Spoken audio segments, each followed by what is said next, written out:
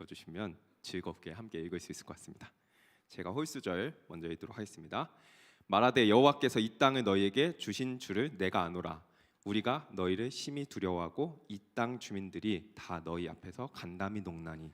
이는 너희가 애굽에서 나올 때에 여호와께서 너희 앞에서 홍해물을 마르게 하신 일과 너희가 요단 저쪽에 있는 아모리 사람의 두 왕 시온과 옥에게 행한 일 곧 그들을 전면시킨 일을 우리가 들었음이니라.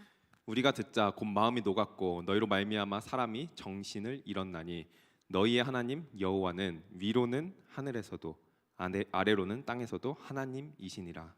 그러므로 이제 청하노니 내가 너희를 선대하였은즉 너희도 내 아버지의 집을 선대하도록 여호와로 내게 맹세하고 내게 증표를 내라. 그리고 나의 부모와 나의 남녀 형제와 그들에게 속한 모든 사람들을 살려주어 우리 목숨을 죽음에서 건져내라. 그 사람들이 그에게 이르되 내가 네 일을 누설하지 아니하면 우리의 목숨으로 너희를 대신할 것이요 여호와께서 우리에게 이 땅을 주실 때에는 인자하고 진실하게 너희를 대우하리라. 아멘. 네, 또 한 달 만에 제가 말씀을 전하게 됐는데 저는 그 말씀 전하면서 항상 착각을 하고 있었던 것 같습니다. 저는 그 우리 청년 성도분들한테 위로를 주고자 하는 말씀을 전했다 생각했는데 제가 위로를 얘기했더니 그 매운맛이라고 주인의 간사님께서 친절하게 설명을 해주셔가지고 네, 오늘은 매운맛이 될지 모르겠는데 그래도 함께 매운맛도 즐기시는 분들 계시잖아요. 저는 진라면 매운맛만 먹거든요. 그러니까 함께 맛있게 말씀을 영의 양식을 먹으시면 되겠습니다. 우리가 여호수아 1장과 3장의 내용을 이전에 살펴보았습니다. 다시 한번 여러분들의 기억을 되살려주기 위한 살짝쿵 정리의 시간을 또 한번 가져보도록 하겠습니다. 여호수아 1장의 내용은 우리의 삶이라는 약속의 땅에서의 싸움 핵심인 하나님의 말씀을 지켜 행하는 것을 보여줍니다. 말씀을 지켜 행하는 것에 강하고 담대하라라고 하나님께서 이스라엘 백성들에게 말씀하십니다. 이 말씀이 곧 우리에게 그 가나안 땅에서 삶에서 승리를 준다고 하는 말씀을 여호수아서 1장에 살펴보았습니다. 그리고 지난달에 여호수아서 3장의 말씀을 통해서 이스라엘 백성들이 요단강을 건너 가나안 땅으로 들어가는 내용을 함께 살펴보았습니다. 요단강은 단순히 지리적 경계가 아니라 신앙적 경계라 하였습니다. 이스라엘 백성들이 홍해를 건너 구원받고 하나님의 백성이 되었지만 불순종으로 점철되었던 40년의 세월을 마치고 드디어 이제 적극적인 신앙인 세상 가운데 하나님의 말씀에 순종하는 싸움의 장소인 가나안으로 믿음으로 들어가는 장면을 함께 살펴보았습니다. 또한 한 번도 간 적 없는 그 가나안이라는 미지의 땅을 갈 때 하나님께서 이스라엘 백성들에게 말씀하셨습니다. 내가 너네보다 앞서 싸운다. 그 말이죠. 포메이션을 바꿔서 이제 하나님께서 앞으로 치고 나가시는 내가 너희 앞에 가서 내가 너희를 위해서 싸우겠다. 너희는 따라오면서 하나님께서 행하시는 기이한 일들, 놀라운 일들을 보아라.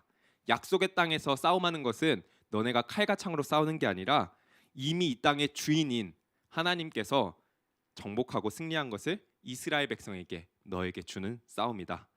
강한 적들이 넘쳐나는 그 가나안 땅에 이스라엘 백성들이 믿음의 발걸음을 떼는 곳마다 요단강 물이 갈라졌듯이 하나님의 놀라운 일들이 넘쳐나는 것을 우리의 삶 가운데 행하시겠다는 하나님의 말씀의 내용을 살펴보았습니다. 이렇게 정리가 되었고요. 이제 오늘은 여호수아서 또 다른 말씀을 보도록 하겠습니다. 1장과 3장의 내용을 보았으면 그 다음은 몇 장으로 가야 될까요? 우리 예강 형제 5장으로 가야 될 것 같아요. 1, 3, 5 이렇게. 또 다른 주장 없습니까? 굉장히 수학적인 2장으로 가야 될 것 같아요. 왜요? 빼먹고 갔으니까. 예, 제가 모자라서 좀 빼먹고 갔습니다. 다시 2장으로 후진해서 우리가 134, 135도 아니고 132로 2장으로 후진해서 좀 돌아가 봤으면 좋겠습니다. 여호수아서 1장과 3장은 이스라엘 백성들의 가나안 정복 이야기에 이것을 이해하는 첫 번째 열쇠라고 할 수 있습니다. 이 전쟁은 어떤 의미인지, 이 전쟁의 핵심은 어떤 것이며 또한 어떻게 해야 승리를 얻을 수 있는지를 알려주며 이 이야기를 이스라엘의 시각에서 보여줍니다. 그러나 오늘 함께 살펴볼 여호수아서 2장은 가나안 정복을 이해하는 두 번째 열쇠입니다. 이 전쟁에 대한 이스라엘의 시각이 아닌 가나안 사람들의 시각을 보여주고 이 전쟁의 또 다른 의미, 그리고 이스라엘 백성들이 이 전쟁을 통해서 취해야 될 전리품에 대해서 보여준다고 할 수 있습니다. 오늘 함께 여호수아 2장의 말씀을 통해서 가나안이라 하는 우리의 정리하겠습니다.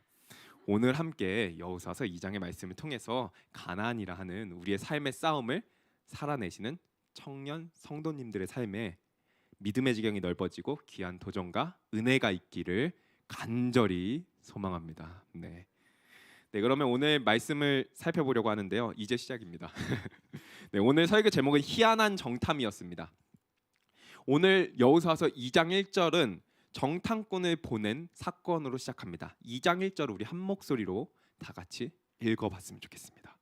여호수아서 2장 1절입니다. 읽겠습니다.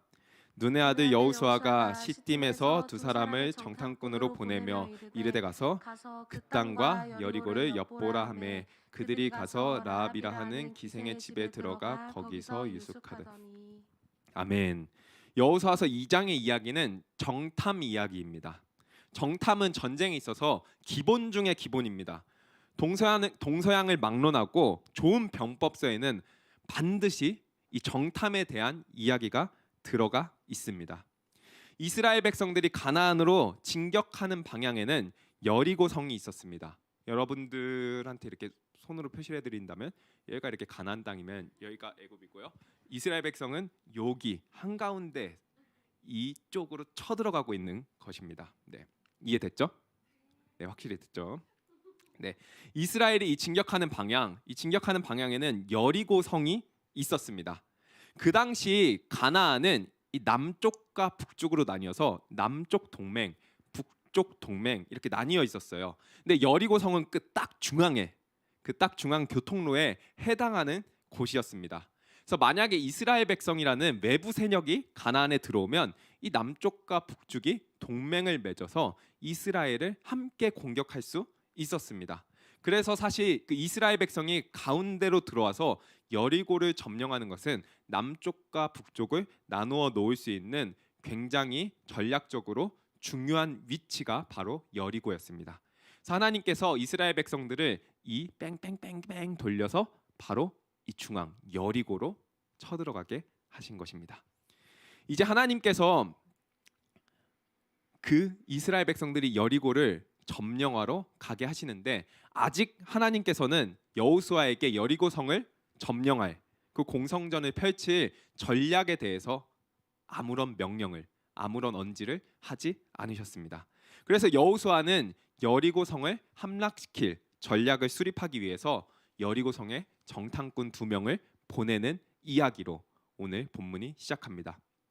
여호수아 6장에 등장하는 그 여리고 성 함락 사건을 보면요, 하나님께서 이스라엘 백성에게 명령하신 그 함락 작전을 생각해 보면 여리고 다 알겠죠? 갑자기 불안해지네요.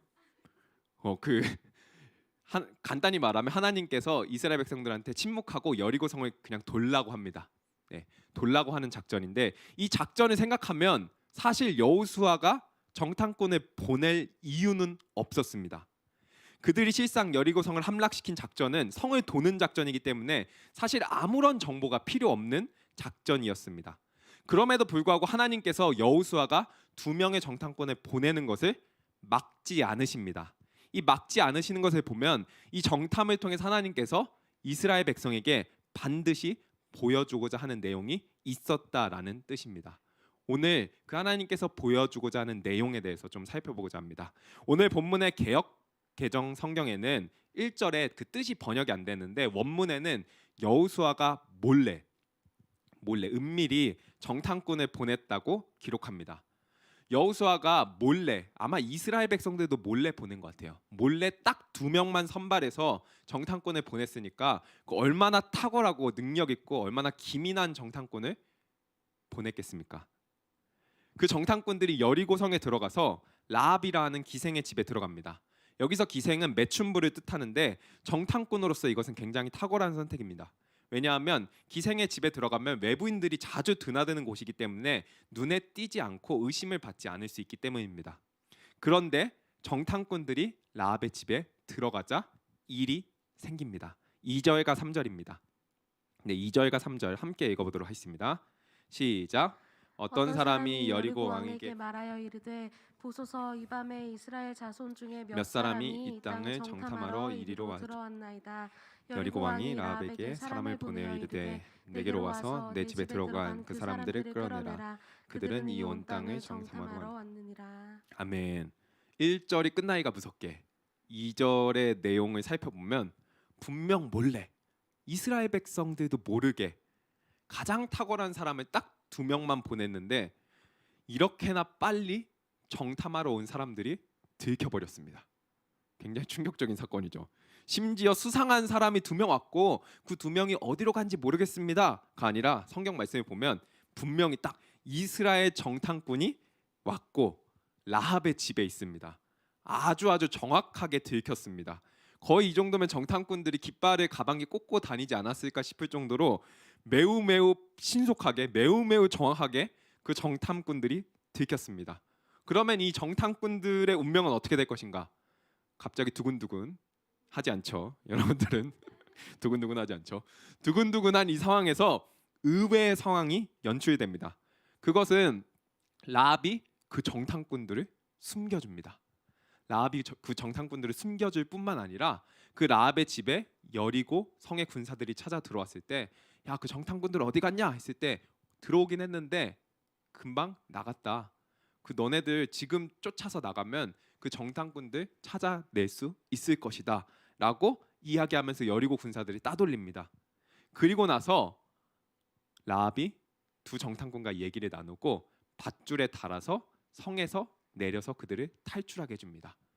그래서 정탐꾼들이 라합의 말대로 3일 동안 산 어디에 막 숨어 있다가 3일 뒤에 여호수아한테 와서 정탐 보고를 합니다. 그 보고의 내용을 살펴보면 공성전을 위한 전략을 수립하기 위해 정탐꾼을 보냈으니까 정탐꾼들이 와서 보고를 하면 뭐 군사 몇백, 뭐 성벽은 어디고 어디가 굉장히 허술합니다. 여리고성의 지금 상황은 되게 어려운 상황이고 여기를 공략하면 좋을 것 같습니다. 이런 식의 군사적인 보고를 해야 할 것 같은데 물론 그 군사적인 그 정보를 알아내기 이전에 그 사람들이 들켰기 때문에 보고할 내용도 없었거니와 군사적인 내용 보고조차 하나도 없습니다. 참 엉성하고 이상하며 희한한 정탐 이야기라고 할 수 있습니다. 군사적인 보고의 내용이 하나도 없는 보고를 여호수아가 들었습니다. 분명 실패한 정탐입니다. 군사적인 그 전략을 수립하기 위해서 정탐을 보냈는데 정탐꾼들이 금방 들켜서 돌아왔는데 심지어 군사적인 보고도 없어요. 분명 실패한 정탐인데 신기한 것은 그 정탐의 내용을 듣고 여호수아가 다시 정탐꾼을 그 여리고성에 보내는 게 아니라 이 보고를 듣고 여호수아서 3장에서 우리가 알듯이 요단강을 건넙니다. 희한하죠? 이 말도 안 되는 정탐 내용과 이 보고를 듣고 군사적인 정보도 아무것도 없는데 갑자기 여호수아가 이스라엘 백성들을 데리고 요단강을 건너서 가나안으로 진격해 들어간다라는 사실입니다. 왜 그렇습니까? 그들이 보고한 정탐의 내용이 사실 이스라엘에게 가장 중요한 메시지이고 하나님께서 그들에게 보여주고자 하는 메시지였기 때문입니다. 그것은 무엇입니까? 우리 24절입니다. 24절 말씀 함께 읽어보도록 하겠습니다. 24절입니다. 시작.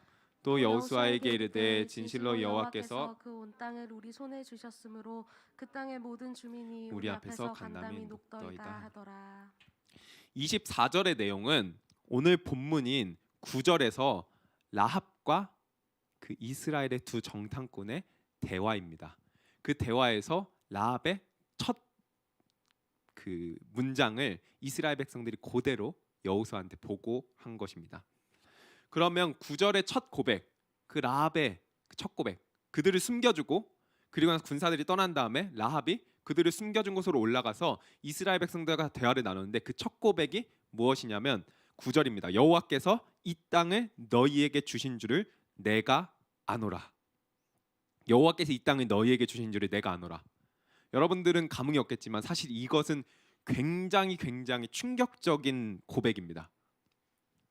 민수기 13장 14장에서는 38년 전에 이스라엘 백성들이 홍해를 건너고 하나님과 언약을 맺고 광야를 지나서 그 가나안 땅 앞에서 진쳤던 내용들이 나옵니다.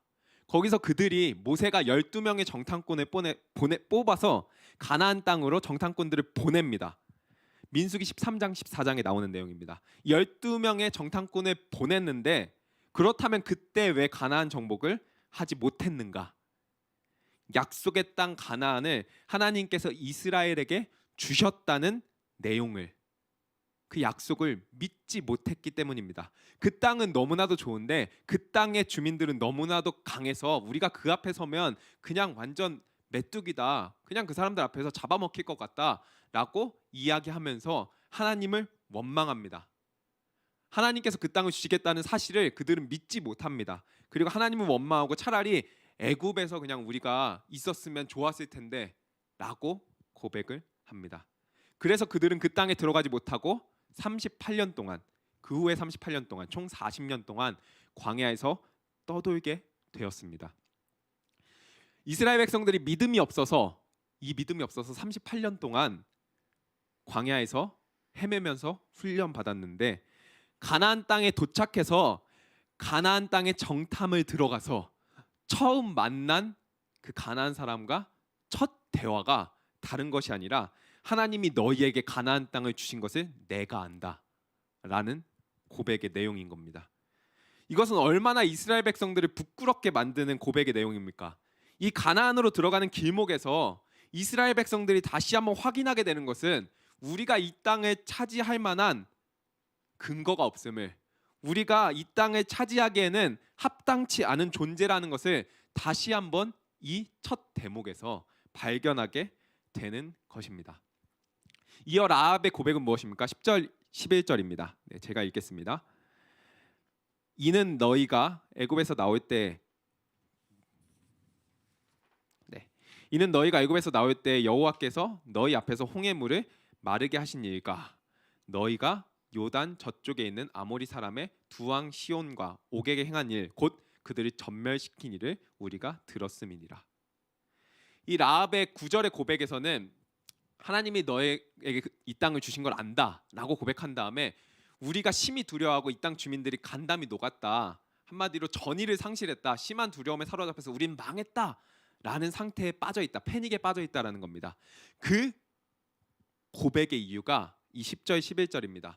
여리고 사람들이 간담이 높고 심한 두려움에 사로잡힌 이유가 애굽에서 나올 때 여호와께서 너희 앞에서 홍해 물을 마르게 하신 일과 아모리 사람의 두 왕 시온과 옥을 전멸시킨 것을 들었기 때문이다 라고 라합의 입을 통해서 고백을 듣고 있는 겁니다.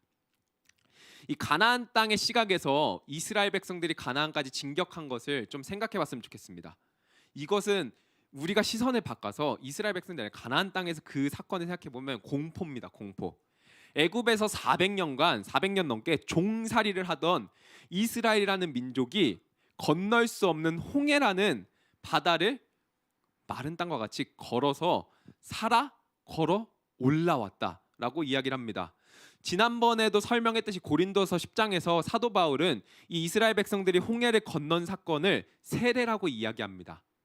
하나님께서 죄와 사망에서 죽어있던 그들을 건져내서 죄에서는 죽고 하나님에 대하여 살아있는 존재로, 하나님의 백성으로 삼아주셨다는 이 세례 사건이라고, 홍해를 건넌 사건이 세례 사건이라고 이야기를 하고 있습니다. 이스라엘 백성들이 홍해를 건너서 하나님의 은혜로 세상에 대하여 죽고 하나님께 대하여 살아난 자가 되어서 하나님의 백성으로 광야로 들어갑니다. 그리고 광야에 들어가서 이스라엘 백성들이 광야에서 정처 없이 돌아다니면서 40년의 세월을 보냅니다. 그런데 죽질 않습니다. 그 사람들이, 이스라엘 백성들이 40년을 그 광야에서 생활한다면 몰살당하거나 먹을 게 없어서 죽어야 되는데 죽지 않을 뿐만 아니라 오합지졸인 이스라엘이 그 지역에서 가장 강하다는 시온과 옥을 이기고 그들을 전멸시키고 계속해서 행군한다는 이야기입니다. 이전에는 있지도 않았던, 듣지도 못했던, 경험해보지도 못했던 완전히 새로운 종류의 사람들이 그들을 향해서 행진하고 있는 것입니다. 그리고 그 말도 안 되는 백성들이 가나안에 들어오기 위해서 요단강 맞은편에 지금 진을 치고 있다라는 사실을 들은 겁니다. 이것은 여리고로부터 이스라엘이 지친 곳은 30km 정도 되는 거리거든요. 굉장히 가깝죠. 지금 이 진을 치고 이제 곧 가나안을 진격한다는 거예요. 이 가나안 사람들에게는, 여리고 성 사람들에게는 완전히 충격과 공포의 내용입니다. 이거는 말이 안 된다. 홍해 건넌 것도 말이 안 되고, 차라리 그 애굽 사람들이 애굽에서 반란을 일으켜가지고 그 애굽에서 반역을 일으켜서 그 사람들이 나라를 세웠다라면 말이 되는데, 그 사람들이 종살이하던 사람들이 출애굽해서 홍해를 건너고 광야에 살아남고 광야에서 전쟁 가운데 승리하며 결국에는 그 떠돌이 생활 끝에 가나안 땅 앞에서 우리를 공격하려고 앞두고 있다라는 사실은 충격과 공포, 완전히 간담이 녹아 내리는 것입니다. 그렇다면 이는 무엇을 의미합니까?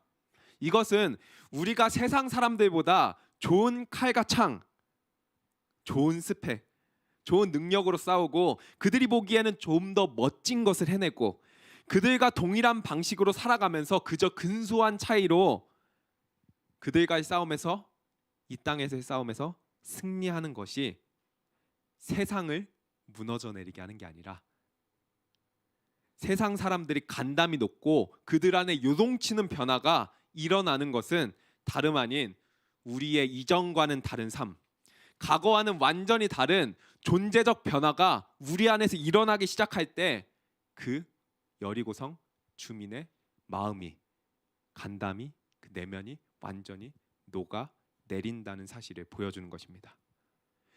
여리고 성보다 더 단단하게, 더 거칠게 하나님에 대하여 저항하던 내가, 예수님을 모르고 살아가던 내가 이제는 과거에 내가 죽고 예수님으로 말미암는 완전히 새롭게 태어난 나로 살아가기 시작할 때, 이전과는 완전히 다른 삶의 가치와 방식과 걸음으로 하나님과 동행하기 시작할 때, 바로 거기에, 다른 것이 아니라 바로 거기에 세상이 간담이 높고 거대한 충격을 받고 세상이 무너져 내린다는 사실입니다.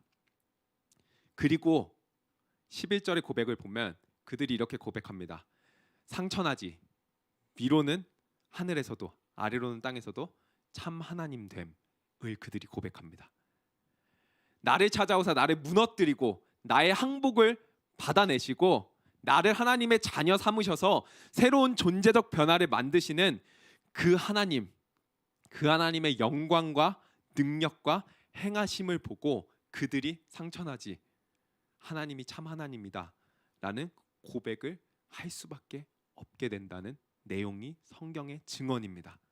우리의 승리가 다른 어디에 있는 것이 아니라 바로 여기에 있다고 성경은 증언하고 있습니다. 이 말씀 앞에 서면 오늘날 한국 교회의 근본적인 문제는 무엇입니까? 돈과 건물, 잘 갖춰진 예배 시스템, 훈련 프로그램 다 있고 우리의 삶에 좋은 무기들이 차고 넘치는데 왜 우리는 계속해서 교회의 부끄러운 소식들을 접해야 하고 지속적으로 교회는 사회적 지탄의 대상이 되고 있고, 더 나아가 한국 교회뿐만 아니라 오늘날 왜 우리들의 삶의 실상 하나님의 능력과 승리의 내용이 전혀 없는 것입니까? 왜 교회와 우리의 삶에는 이 하나님의 능력과 승리를 체험하지 못하는 것입니까?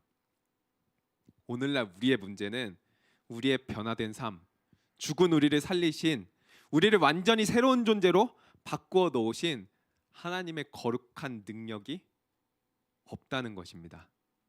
이것이 현 시대를 살아가는 우리의, 저와 여러분의 문제입니다. 성경에 등장한 수많은 인물들이, 그 중에 한 사람 뽑자면 바울과도 같은 기독교를 원래 극도로 박해했던 그 사람까지도 복음이 바울의 삶을 완전히 뒤집어 놓고 완전히 예수 그리스도께 사로잡혀서 그로 하여금 바울로 하여금 완전히 새로운 삶을 살게 하고 그분의 역사에 자기 자신의 삶을 완전히 던지도록 복음이 역사하는데, 복음은 하나님의 능력인데 왜 우리는 바울과 같은 복음을 받았다고 주장하면서 그렇게 믿으면서 복음이 하나님의 말씀이 왜 우리 삶에서는, 왜 우리의 심령에서는, 왜 우리의 삶의 걸음에서는 맥을 못 추고 우리의 삶에 더 이상 아무런 변화와 거룩한 역사를 일으키지 못하고 있는 것입니까? 여러분들 삶을 이 말씀 앞에 돌아보았으면 좋겠습니다. 오늘 이 말씀을 듣는 정말로 귀한 기쁨의 교회 청년 성도 여러분 삶 가운데 다시 복음 앞에, 말씀 앞에 서시게 된 역사 있기를 정말로 간절히 소망합니다. 하나님의 말씀이 성령이 메말라버린 우리의 마음을 다시 한번 소생시키시는 역사가 있기를 정말로 간절히 소망합니다. 우리가 구원의 감격에 사로잡혀서 하나님의 은혜와 그 능력에 다시 한번 사로잡혀서 나를 항복시키셨던, 여리고보다 더 단단했던, 더 하나님에 대해서 저항했던 그 나를 철저하게 항복시키고 나를 구원하시고 나를 변화시키셨던 그 하나님의 구원의 은혜에 다시 한번 감격하고 다시 한번 내가 사로잡혀서 하나님의 거룩한 말씀이 나를 매일매일 변화시켜가는 그 은혜가 우리 삶 가운데 다시 회복되길 소망합니다. 다른 것이 아니라 이것에 우리의 승리가 있습니다. 다른 것이 아니라 이것에 우리의 능력이 있습니다. 다른 것이 아니라 이 하나님의 놀라운 이 은혜 가운데 변화되는 우리의 삶이 세상 가운데 우리에게 승리를 주며 하나님의 영광을 맛보게 할 것이라는 겁니다. 이 승리를 맛보게 되시는 우리 기쁨의 교회 청년 성도 여러분 되기를 간절히 소망합니다. 아멘. 네, 말씀을 좀 더 이어가도록 하겠습니다. 오늘 12절 13절 한 번 더 고백해 보도록 하겠습니다. 시작. 그러므로 이제 청하노니 내가 너희를 선대하였은즉 너희도 내 아버지의 집을 선대하도록 여호와로 내게 맹세하고 내게 증표를 내라. 그리고 나의 부모와 나의 남녀 형제와 그들에게 속한 모든 사람을 살려주어 우리 목숨을 죽음에서 건져내라. 아멘. 여리고성 사람들이 이스라엘 백성으로 말미암아 간담이 높고 그들의 내면이 완전히 무너져 내렸고 결국 여호수아 6장에서 여리고성 자체가 무너져 내려 함락되게 됩니다. 이스라엘 백성들이 결국 여리고성을 무너뜨리고 승리하게 됩니다. 그렇다면 이스라엘 백성이 이 전쟁을 통해서 얻게 되는 전리품은 무엇입니까? 이 여리고성 전쟁을 통해서 이 이스라엘 백성들이 얻게 되는 전리품은 다름 아닌 라합입니다.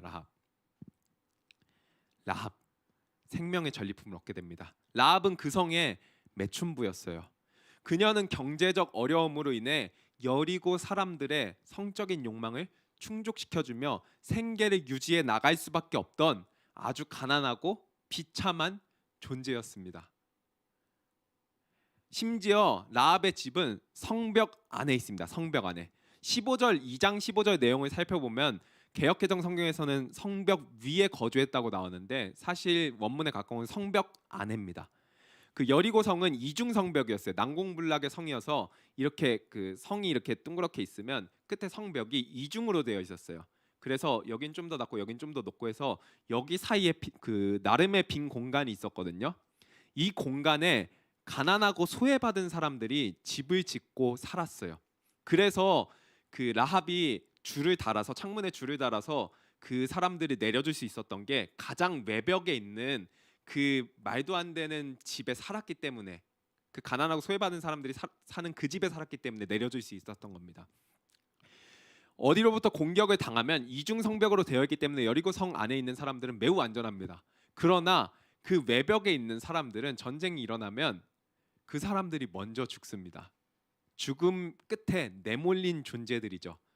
성 안에 살아간다고 이야기는 하지만 사실은 성벽 안에 살아가는, 마치 그 안에 내부에 있는 사람들의 방파제 같은 역할들을 감당하면서 성 안에도 성 밖에도 있는 존재가 아닌, 즉 끼인 존재로 거기에 살아가고 있는 사람이었다라는 겁니다. 바로 라합이요.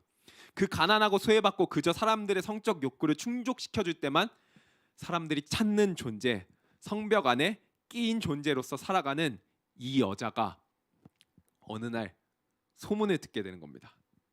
이스라엘 사람들이 400년간 종살이하다 애굽에서 나왔다더라. 그리고 그 사람들이 홍해를 건넜다더라. 하나님께서 홍해를 가르셔서 홍해를 건넜다더라. 그리고 그 사람들이 40년 동안 광야 생활에서 살아남아서 그 강력한 왕들을 진멸시키고 가나안 땅까지 도달했다더라. 그들이 섬기는 하나님이 그들과 함께 한다더라. 그 하나님께서 그들 가운데 놀라운 일들을 행하신다더라 라는 이야기를 듣는 거예요. 이 이야기를 들으니까 라합 가운데 소망이 생기는 거예요. 아, 내가 저 나라에 들어가야겠다. 아, 내가 저 하나님 나라에 들어가야겠다 라는 소망이 생기는 겁니다. 그래서 정탐꾼들이 왔을 때 목숨을 내걸고, 도박이거든요. 정탐꾼들을 숨겨주고 여리고 성 군사들에게 거짓 정보를 흘려보내고 그 사람들이 따돌리고 다시 그 사람들을 구출해주고, 정탐꾼들을. 이거는 사실은 그 랍이라는 존재에게는 완전히 도박과도 같은 거예요. 내가 여기서 계속 살고 있었는데 한 번도 본 적도 없는, 듣기만 했던 존재들인데 그 존재들이 왔는데 내가 여기가 아니라 저 나라에다 내 운명을 걸어야겠다라는 도박 같은 운명을 거는 행위입니다. 이스라엘 백성들에게 그 소식을 듣고, 이스라엘 백성들이 그런다는 소식을 듣고 라합이 아, 내가 저 나라에 가고 싶다라는 마음으로 있을 때 정탐꾼들이 오는 거예요. 정탐꾼들이 와가지고 정탐꾼들이 이스라엘 백성 사람들인 걸 들으니까 그 사람들을 도와주고, 그리고 나서 그 사람들한테 요구하는 겁니다. 오늘 12절과 13절입니다. 그러므로 이제 청하노니 내가 너희를 선대하였은즉, 내가 너희를 도와줬으니까 너희도 내 아버지의 집을 선대하도록 여호와로 내게 맹세하고 내게 증표를 대라. 그리고 나의 부모와 나의 남녀 형제와 그들에게 속한 모든 사람을 살려줘 우리 목숨을 죽음에서 건져내라. 목숨을 걸고 정탐꾼을 살려주고 나서 요청하는 거예요. 나를 좀 구해달라. 나와 내 가족을 이 죽음과도 같은 거에서 건져내달라, 구해달라라고 이야기를 하는 것입니다. 그리고 나서 결국 여호수아 6장에서 여리고 성이 함락되던 날 라합은 하나님의 백성이 되고, 훗날 그녀는 다윗 왕의 고조 할머니가 되고, 마태복음 1장에서는 예수 그리스도의 계보에 오르는 자가 됩니다. 여리고와의 전쟁에서 얻게 되는 전리품은 돈도 아니고 좋은 성도 아니고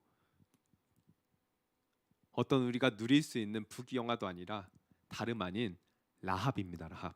이 전쟁에서 바로 생명의 전리품을 얻게 된다는 사실입니다. 하나님께서 우리에게 맡겨주신 우리의 삶에서 하나님께서 주시는 수많은 복들을 우리가 누리며 살아가겠지만 그 길 위에서 우리가 반드시 얻어야 되는 전리품이 있다면, 가장 중요한 전리품이 있다면 그것은 다름 아닌 생명의 전리품입니다. 이것을 보여주는 겁니다. 여리고성 다 무너지고 아무것도 안 건졌는데 그 속에서 라합만 건집니다. 다른 것은 다 없어도 라합이라는 생명의 전리품은 이스라엘 백성들이 반드시 취해야 하는, 그 길에서 살려내야 하는 존재였기 때문입니다. 그간 하나님께서 우리 가운데 주신 이 가나안이라는 삶 가운데 여러분들이 수많은 전쟁들, 수많은 믿음의 행동들을 하고 하나님과 동행하면서 그간 우리에게 전리품은 무엇이었습니까? 아니, 그간 우리가 원했던 전리품은 무엇이었습니까? 그간 우리가 원했던 전리품은, 그가 우리가 하나님께 구했던 전리품은 무엇입니까? 그 가나안 땅에 있는 좋은 성, 가나안 땅에 있는 좋은 말, 가나안 땅에 있는 좋은 어떠한 것들, 좋은 무기, 솔직히 이런 거 아니었습니까? 좀 더 지금 내 상황보다 나은 삶, 좀 더 윤택한 삶, 좀 더 경제적 자유, 좀 더 이 삶보다는 나은 존재로서 윤택하게 지내는 것 아니었습니까?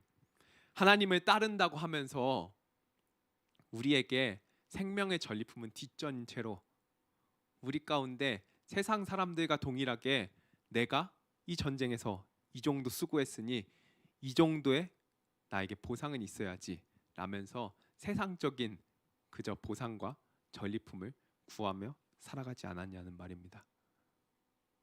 혹은 그보다 더하게 우리가 그냥 라합 같은 존재들을, 끼인 존재들, 어찌할 바 모르며 살아가는 사람들, 아무런 소망 없어 보이는 사람들, 소외받고 버림받은 자들을 그냥 방치한 채로, 혹은 우리가 알게 모르게 그들을 또한 우리의 방파제로 착취한 채로 살아가지 않았냐는 말입니다. 최근에 우리의 마음을 굉장히 무겁게 하고 아프게 했던 사건이 있습니다. 여러분들 다 알겠지만 정인이라는 아이 이야기입니다. 그 사건이 우리에게 더욱더 충격을 주는 이유는 그 부부는 목회자 가정의 자녀였고, 그리고 그 사람들은 우리나라에서 내노라하는 기독교 명문 대학교 출신이며, 그리고 그 사람들은, 그 남편은 기독교 방송국에서 일하는 직원이었습니다. 그러나 그들이 자신의 허영, 자신의 욕구 충족을 위해서 버림받은 한 아이를 입양해서 그들의 욕구 충족감으로 계속 쓰다가 결국에는 죽음에 이르게도 한 사건으로 사회적 공분과 우리로 하여금 기독교인이 무엇인가, 우리는 어떤 존재인가, 우리는 어떻게 살아가야 되는가 라는 것을 다시 한번 생각해 보게 합니다. 물론 여러분들이 그 정도까지 나는 그런 사람은 아니야, 그 사람들은 뭐 신앙이 없는 사람이겠지, 그 사람들은 다 거짓 그리스도인들이야 라고 생각할 수 있겠지만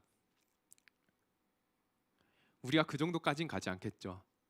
근데 우리도 이 생명의 전리품에 관심이 없는 채 여리고성에 떨어져 있는, 아니면 가나안 땅에 떨어져 있는 다른 전리품들에 한눈 판 채 세상에서 주는 보상들과 세상 사람들과 똑같이 전리품들을 취하며 그것에 혈안되어서 살아간다면 우리도 그와는 다른 모습이지만 생명을 잃어버린 하나님의 군사라고 하지만, 하나님의 백성이라고 하지만 생명을 잃어버리고 또 다른 괴물이 되어 있을 수 있다는 사실입니다. 여러분들의 삶에 생명의 전리품들이 있습니까? 여러분들의 삶에는 어떠한 전리품들이 있습니까? 하나님과 동행하는 이 걸음 가운데 여러분들의 삶에는 어떠한 내용들이 있습니까? 하나님과 함께하는 변화된 행진 가운데 사람을 살리는 행진이 있어야 돼요. 예수님께서 이 땅에 오셔서 하신 일이 무엇입니까? 자신의 생명에 내어줌으로, 자신의 십자가에 내어줌으로, 우리를 위해서 자신의 생명을 내어줌으로 생명의 전리품으로 바로 저와 여러분들을 사시지 않으셨습니까?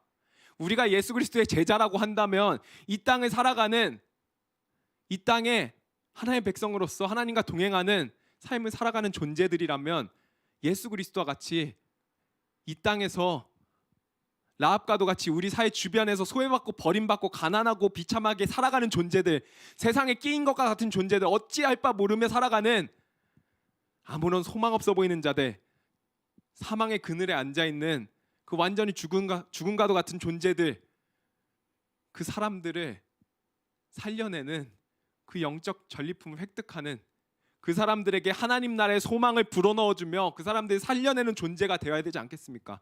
변화된 우리의 삶이 해야 할 일이, 우리의 삶 가운데 있어야 될 전리품들이 그 생명의 전리품, 그것이 있어야 하지 않겠냐는 말입니다. 여러분들 삶 가운데 이러한 생명의 전리품들이 충만하길 바랍니다. 우리가 더 많은 것들을 누리고 우리가 더 많은 것들을 먹어서 우리가 더 많은 부귀영화를 누려서 행복하고 그거를 우리의 복으로 삼고 살아가는 게 아니라 우리가 더 많은 사람들을 먹여서, 우리가 더 많은 사람들을 살려서 우리가 더 많은 사람들을 하나님 나라의 풍성한 그 은혜를 누리게 해서 우리가 복의 통로로서 더 많은 세상 사람들에게 하나님의 놀라운 복을 흘려 보냄으로, 생명을 흘려 보냄으로 그들을 살려내는 존재가 되어야 된다라고 오늘 말씀은 이야기를 하고 있는 것입니다. 오늘 말씀을 마치겠습니다. 우리는 여호수아 2장의 내용을 함께 살펴보았습니다. 이곳에 나온 정탐의 내용들을 살펴보니 이 정탐의 내용들이 왜 여호수아가 3장에서 요단강을 바로 건너게 했는지 알게 됩니다.